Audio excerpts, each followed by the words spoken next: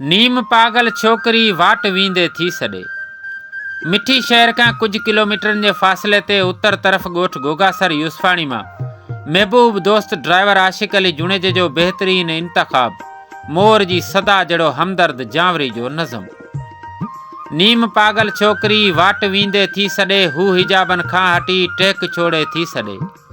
तोम तन जे खौफ खां मां डिजां तो खल्क खां थो मटाया घस घणा पो बि पहुचो थी वञे। नीम पागल छोकरी वाट वींदे थी सॾे। हू नथी सोचे त हू जवान आहे छोकरी, ॼण अंबन जी थियूं लुॾन हाण छातियूं ही संदस। माल्टन जहिड़ा गिटा ऐं अंगूरी चप संदस। बाग हुन जो ॼण बदन ध्यान हर कंहिं जो छिके। सूंह पंहिंजी खे पई रोज़ रोले मंझ घिटिन। आशिकन खां बेखबर घाट सभु घुमदी वते। नीम पागल छोकरी वाट वींदे थी सॾे। ऐं उॾारे टेक थी हू हवाउन जे अंदर मुर्क हुन जी बांडड़ी नाज़ दासा ॼण संदस। ॻोठ हुन जूं ॻाल्हिड़ियूं पोपटन वांगे उॾन, ख़ौफ़ हुन खां सभु परे दूर खां वेठा ॾिसन। दर्द पेरन हेठियां ही ॾियो हित थी हले, हू सितारन जी परी चंड जी ॼण पोपरी।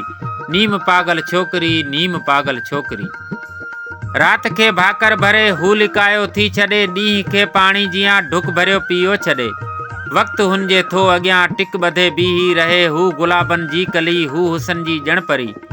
कंहिं त सेखारियस भला हाय ही जादूगरी, या त सम्झा मां नथो या त आहे हू चरी।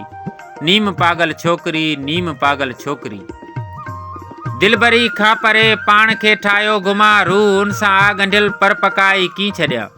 की विञाया पाण खे मोतबर माण्हू सॾन, ख़ास मुनसिब जे मथां लोक में मां थो रहां। ख्वाब पंहिंजा पाण ई ॾेई घुटो मारियो छॾियां। माफ़ मूंखे तूं कजां हाण भोरी छोकरी। नीम पागल छोकरी, हाय पागल छोकरी। छो त पागल छोकरी वाट वींदे थी सॾे। नीम पागल छोकरी।